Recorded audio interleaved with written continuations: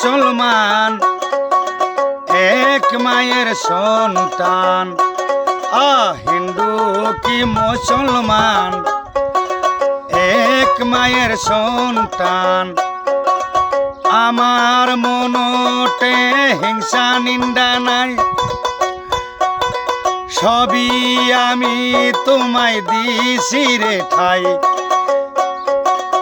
আমার মনতে হিংসা নিন্দা নাই, সবই তোমাদের দিছি আমি ঠাই।